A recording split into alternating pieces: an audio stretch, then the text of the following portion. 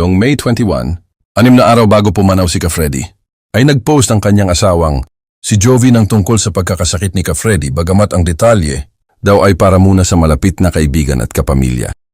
Si Ka-Freddy Aguilar ay namayapa sa araw na ito, May 27, 2025, sa edad na 72 taong gulang matapos ang ilang araw na pamamalagi sa Philippine Heart Center. Magandang araw mga ka-star. Before we start ay wag po kalilimutang mag-subscribe at i-click ang notification bell. Bawal umano mag-cellphone ang asawa, subalit kung ano lang daw ang gustong ipabatid ni Ka-Freddy, ay yun ang kanyang ibabahagi. Patuloy umano magdasal at magiging maayos din ang lahat. Si Ferdinand Pascual Aguilar o mas kilala bilang Freddy Aguilar or Ka-Freddy ay ipinanganak noong February 5, 1953 sa Hilantagaan, Santa Fe, Cebu. Isang Pinoy legend na naman ang namaalam sa araw na ito, May 27, 2025.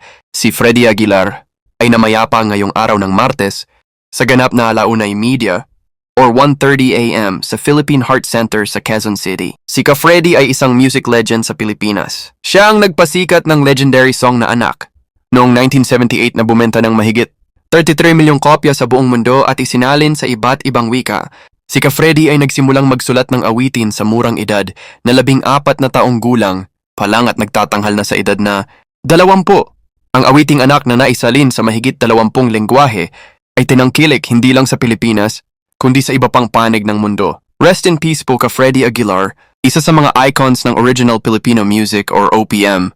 Napakaraming Pilipino, noong panahon ng iyong kasikatan, ang naging masaya sa iyong musika. Ang awiting Anak na naisalin sa mahigit 20 lengguwahe ay tinangkilik hindi lang sa Pilipinas, kundi sa iba pang panig ng mundo. Siya ay itinalaga ni dating Pangulong Rodrigo Duterte bilang Presidential Advisor on Culture and Arts noong kanyang termino. Si Ka-Freddy din ay naging miyembro ng NCCA or National Commission for Culture and the Arts.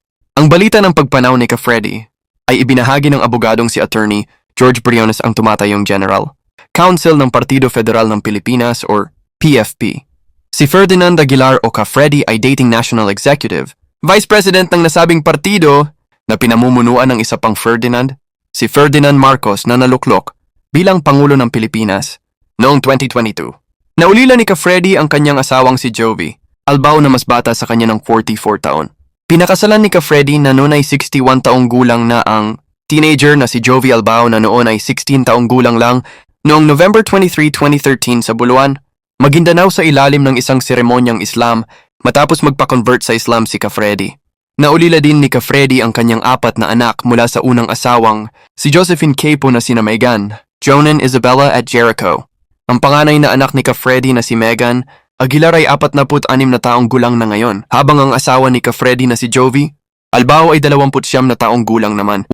Walang malinaw na detalye kung ilan ang mga apo ni Ka-Freddy. Bagamat mangungulila din sa kanilang lolo, Freddy ang mga anak ni Megan Aguilar na lumaki sa piling ng music legend. Walang anumang ulat na nagpapakitang nagkaanak si Ka-Freddy at ang kanyang mas batang asawa. Maging ang kanyang asawa ay aminado namang di siya nagkaroon ng anak. Or kung isa ka sa humanga sa isang Ka-Freddy Aguilar noon, maaari po bang pakishare din ng video na ito? Rest in peace po Ka-Freddy Aguilar. Maraming salamat sa panonood mga ka-star at wag po kalilimutang mag-subscribe.